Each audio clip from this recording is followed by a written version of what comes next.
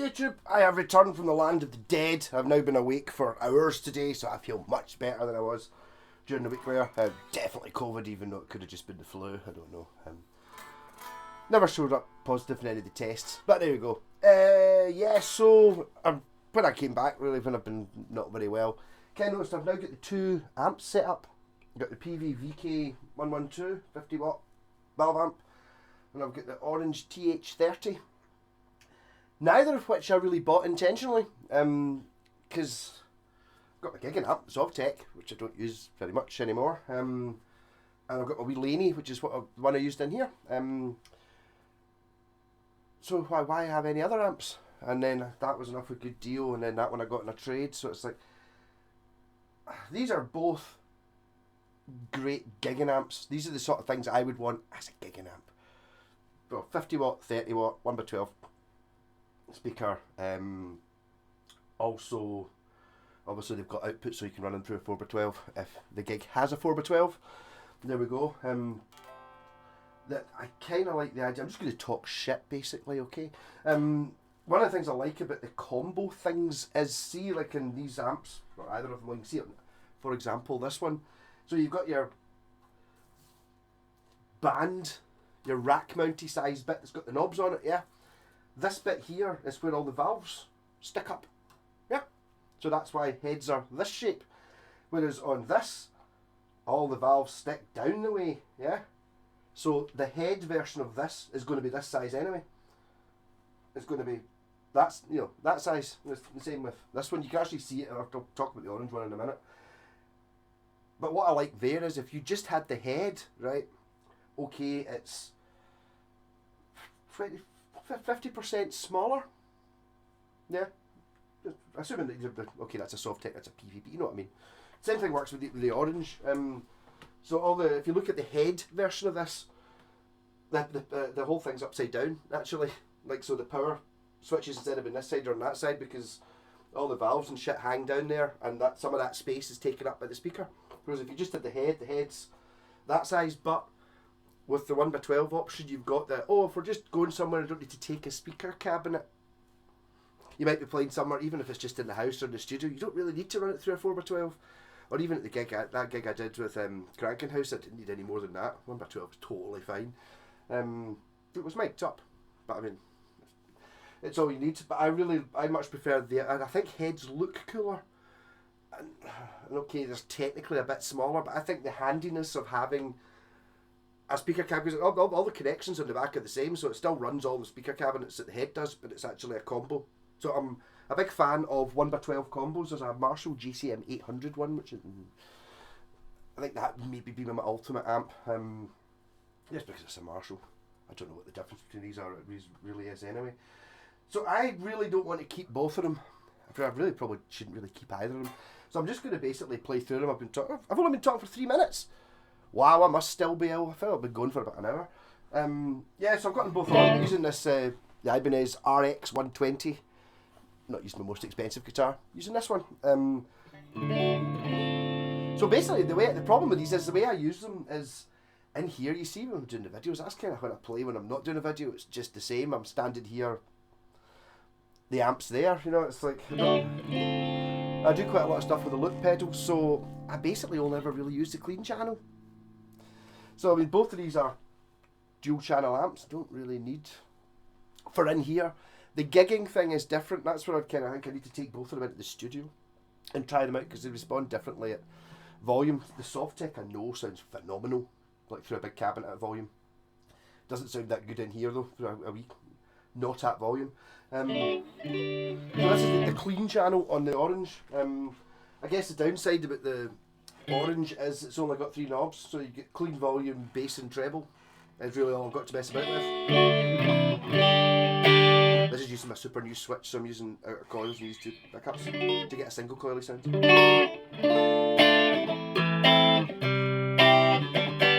if I go to the other amp, I've got a switcher in. Now I'm playing through this one. So we're now into the clean channel on this one. This has lots of knobs, even on the clean channel. So instead of just having volume, bass and treble, we've now got volume, bass, middle and treble, a bright boost and reverb. all nice things. More is more, isn't it?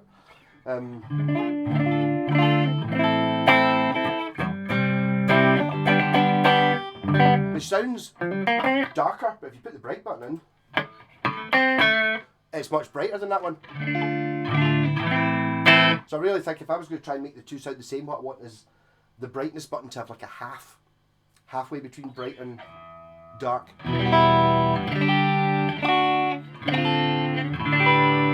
But the object is not to get them to both sound the same, it's to get which one sounds better, and it's kind of annoying because I like the sound of both of them. It's not a case of when I'm not A-B'ing them, it's like I'm using that and it's like, I've been using that for a week, I can't wait to get the other amp through. No, not at all. It's like, that's fine. Either one of these, we're in the studio, we're having a jam, it's like, which amp do you want to use? It's like, which one's plugged in? It's it. I'll just use either. They're totally both great. And they both have that great size thing where it's a massive amp. They're also both got lower power options. This one, I think it's just a switch on the back that switches the two output tubes. So instead of using 4 output tubes, you're only using 2, which makes it 25 watt instead of 50, I think, if I remember correctly. This one has a half power, has the same thing on the back, which only uses half the power tube, but it's also got the same thing on the front. So this is currently running at a quarter power, so it's half on the front and half at the back. So that's only 7.5 watts that's running at. I did have that in the studio before we did that gig, and to be honest, at 7.5 watts, it kind of loses it a little bit. It sounds great at this volume, but when you're at 7.5, I mean, the volume control's basically only just on, but once you start getting higher up in the volume range, when you're on the low power mode, it's not really that good. Made a huge difference. I just forgot that it was I'm so used to turning it on, I forgot that the second switch isn't standby, it's off, half, full. So I had it at half. Obviously, this one does have reverb on it, so I put a wee bit of reverb on it. So maybe if I take some of the treble down.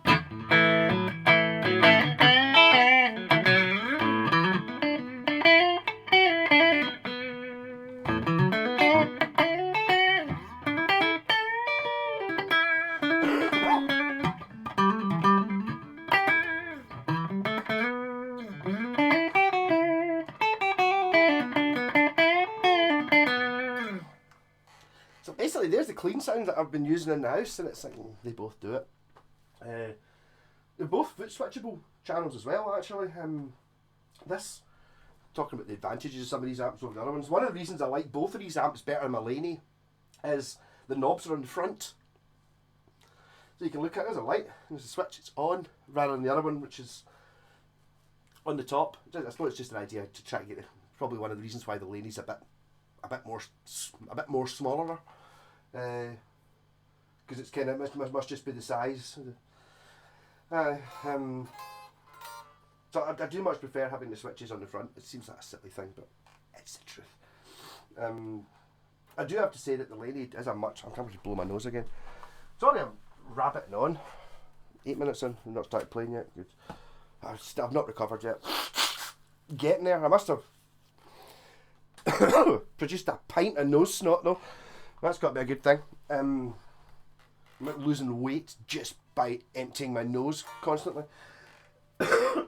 Yes, so they've both got a dirty channel as well, but basically what I'll be using for in the house, basically,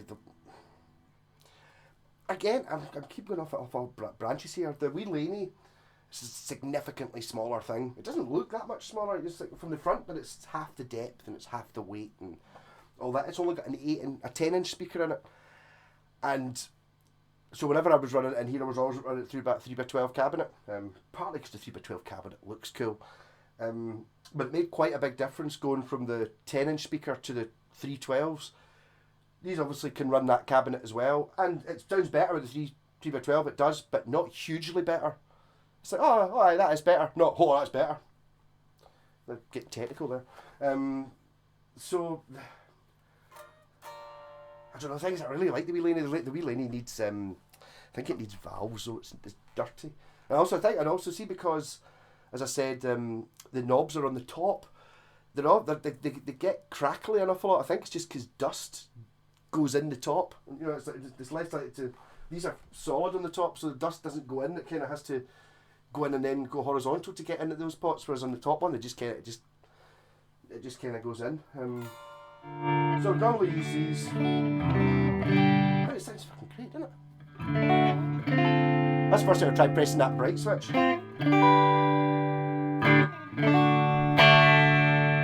now I can't imagine the orange is sounding better than that. I think that sounds just wonderful.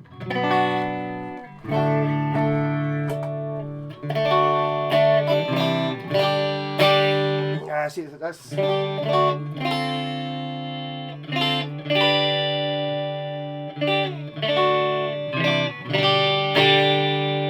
difference that tone control makes it.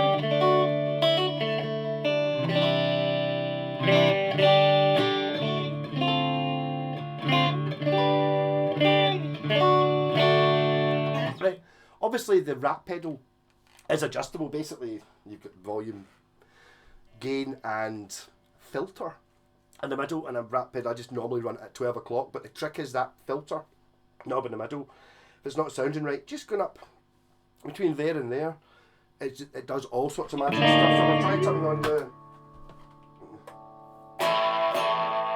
It sounds totally... What have I done? Why is the volume just totally dropped? That's worrying. This guitar.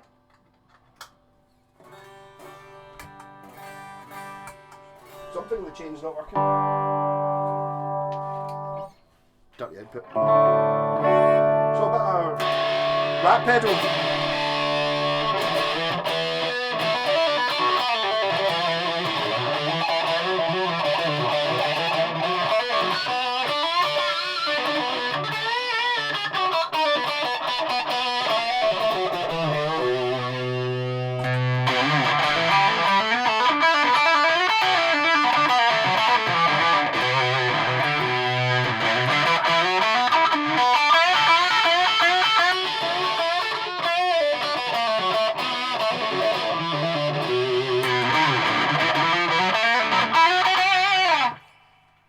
They both sound different with the same pedal in them. I think they sound closer when they're clean though.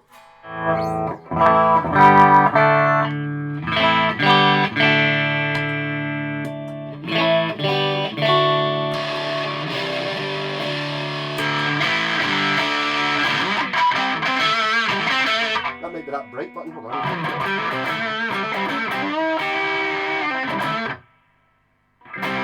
Can't turn the bright button off.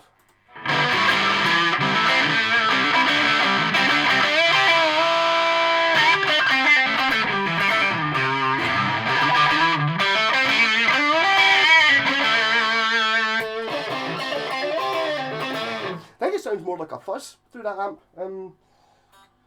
Yeah, it's hard to try and work these things. This is really the first time I've ever actually A-B'd them, and then I don't know. I'm gonna have to look up and see which one's more desirable, which one's worth more money. Really, then there's pluses and minuses for both of them, but not really that many. They're both a wonderful size, and 50 watt, 30 watt, and that doesn't make any difference. Maybe it would if there was two of you in the band and you were both at maximum rip, but I mean, they both sound the same volume wise and presence wise. So try the dirty channels in both of them. I'll be turning the volume right down before I do this.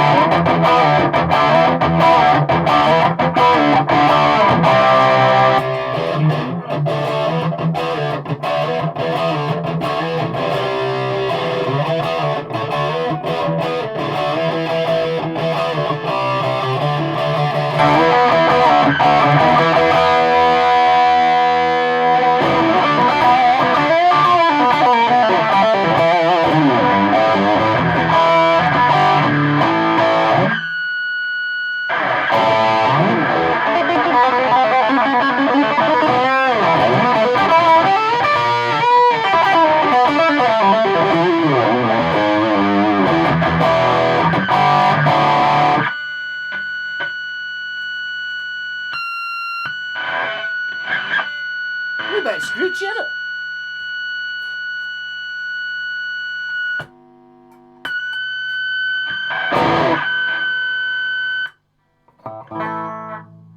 Yeah, well, again, it might just be, I don't know, maybe having the two amps both plugged in at the same time isn't the best thing. I thought that I would have wanted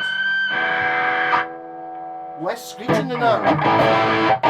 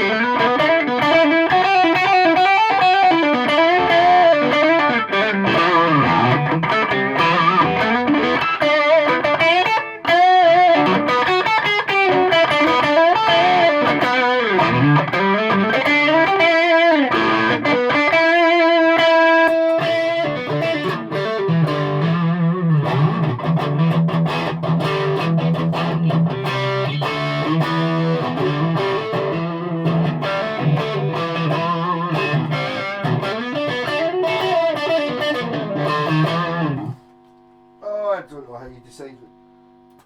Yeah, so, I mean, I'm just going to not feeling too hot. 15 minutes talking about this. I knew it wasn't going to be a decisive thing anyway. Because I can't decide. There's more stuff on the back of this one as well. This has got like a power amp sag, something like that. It's got, I think it's got more ins and outs on it. It's probably the more sensible amp because it's got more knobs on it. More is more, isn't it? But this one, which to be honest, I find a little bit lacking. I would have liked it to have had a mid on the clean channel, or even just a bass, middle, and treble, like for both channels, rather than just having this dirty shape. Yeah. The volume and again, I'd probably rather just had the clean channel was literally just a volume control, and then you'd have bass, middle, and treble for both channels, and then for the dirty channel you'd again in a volume. That would have been nice. Kind of what we're getting there. It's much better changing between the dirty and the clean channel on this one with this nice big chunky switch. That's much better than this wee stupid push button thing in here, which is kind of, you can't even really see below the bright switch. Obviously they're both foot switchable anyway, but that would be a negative point on that one, would be the switching between the channels. But as I said, I don't really switch between the channels anyway. Not in here, I just use the rat pedal because I'm using the looper most of the time. Weight wise, they're both pretty much the same. They're both uncomfortably heavy, both uncomfortably big, really.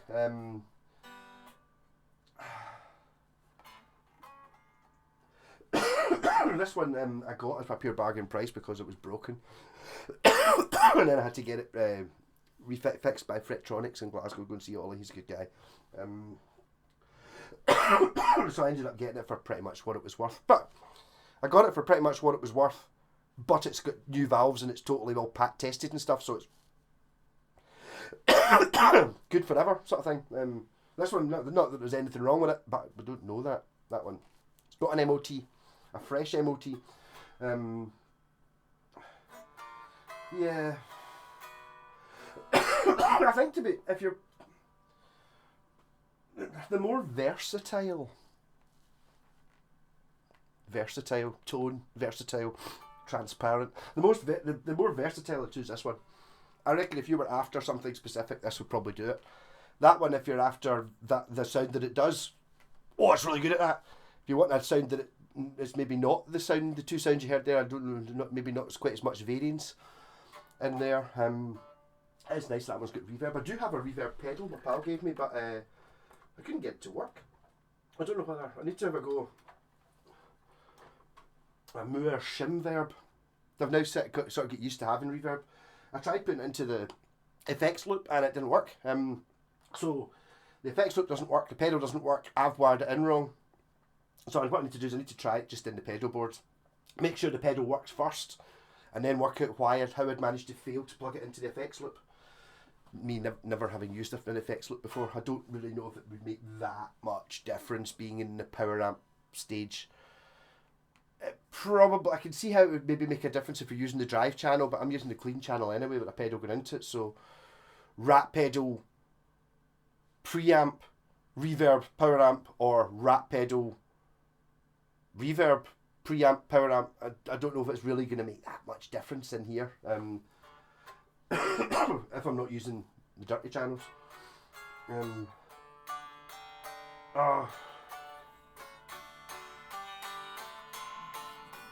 Or do I get rid of the wee laney? I don't know. It's just too many options. Obviously, you've noticed I've not had this problem with guitars. It's like, oh, 2 strats. That's fine. Justify having that no bar. How am I justifying owning this just now? It's like, well, it's I don't have the exact one exactly like this. But that's exactly, well, it's not exactly like it.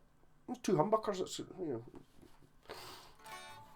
there's a wee bit to it. Oh my god, my nose is running like a tap. Oh. Dunk. Aye. So I maybe not feeling as well as I thought I did. I'm kind of struggling a little bit here. This is like going back a little bit. I get really comfortable with doing YouTube and I have no problem with it. Today I'm a bit sort of, what? I've been standing up for 20 minutes. I've not been standing up for 20 minutes this week.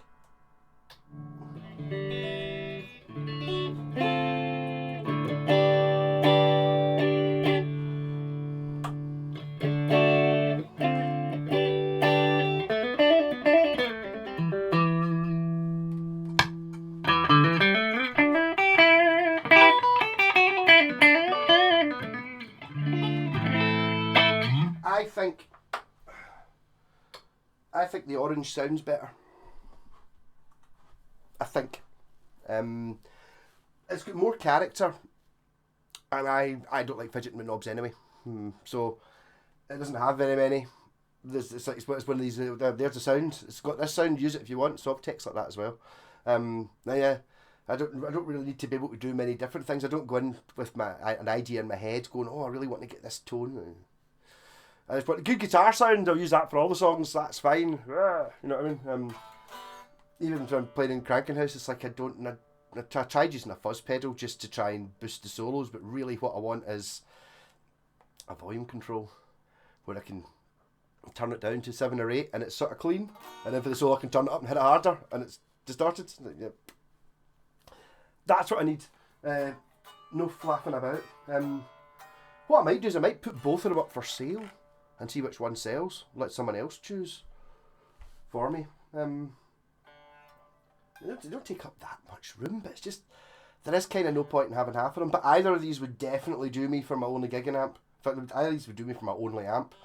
I do like the idea of, again, it's like saying taking the soft tech in. That means you've got to take in a cabinet. Whereas with either of these, you take the amp to the gig and you go, oh, there's no cabinet. Oh well, it's okay. There's a speaker in it. It's like, oh, there's a 4x12. Well, I'll plug my peavey or my orange into the 4x12 and use maximum 4 speakerage. But the option is to have the internal speaker still running. That wee Black Star amp I sold, I didn't really want to sell that either. It was awful good. It went because wattage, really. The 5 watt thing, you did notice it a little bit. Kind of like what I was saying about the orange when I was running it in the studio the other night at 7.5 watts. You get to the point where you turn it up, it doesn't really seem to do anything. It sort of struggles. It's basically underpowered because it's got the stupid wrong switch on. But the 5 watt thing, amazing for in the house. I don't think you would get away with gigging it. You would. I would get away with it if I would, because I don't really need clean or distorted. I just need a bit of both. These are obviously much more pro level things. My God, I'm talking a lot of pish. So I'm going to start feeling a bit better to actually start cleaning, do some guitar work. I've got a few more to do before until I'm definitely not going to be nose dripping on them on other people's guitars. So anyone who's got a guitar in, Alexander, messages when I was down at Hard Rock Hell. I've basically been out of contact since then. I'll get onto your guitar next week. And anyone else has got a guitar in, I will get onto it next week. I've not forgotten about you. I don't want to disease you. I'm just that considerate. I'm probably just going to actually spend the rest of the afternoon playing this guitar. It really is awful good for what it is. This is actually going to be quite a hard one to get rid of, I think.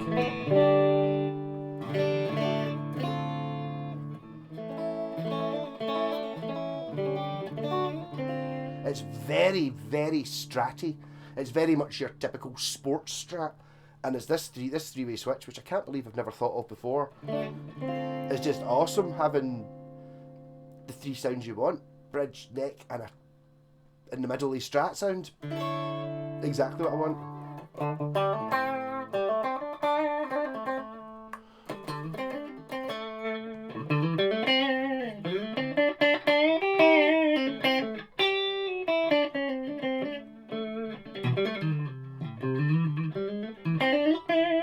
I'm feeling a wee bit of the snobbery with this guitar though.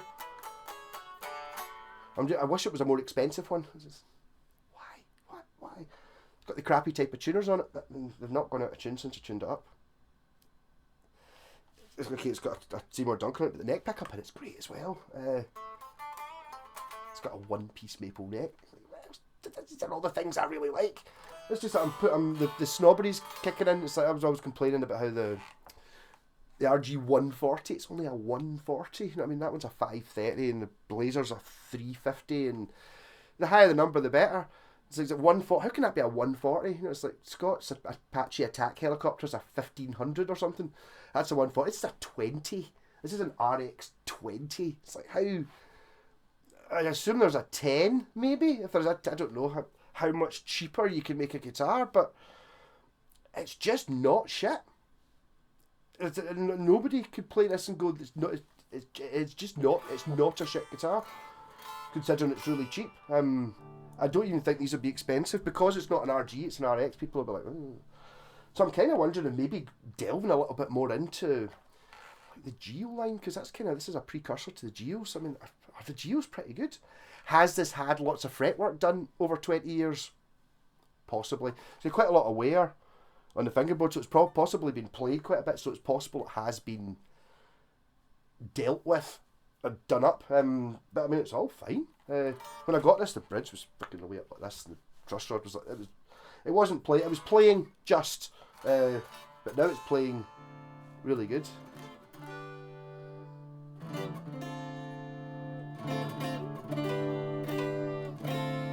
I don't know if I can justify having this and an RG. I do fancy an RG though. Or do I accept this as being as close to an RG as I really want? It's more like the Satriani one, because it's very much a Strat neck. It's very similar neck to what's on the Japanese Strats. Carve wise and all that, but it's an Indonesian, is it? It's an Indonesian one. I like this colour as well. 7-Up can green.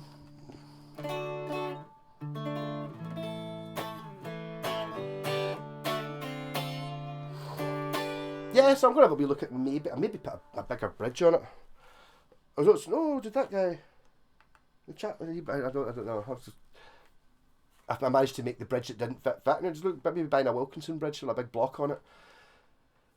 I've got locking tuners for it, and I've got pickups coming, red pickups. And I was talking to Blacktooth Fox this morning, he was like, can you get yellow scratch paint material, actually make the scratch plate out of yellow plastic? That'd be pretty cool, rather than just painting it, which would make it like a proper deluxe Buckycaster. The problem's going to hold that back is people are going to look up this model number and go, it's a 20. And he wants 150 quid for it. It's a 20. It's annoying, only being a 20. So I'm now less annoyed about that only being a 140. Lower number do not necessarily mean shit.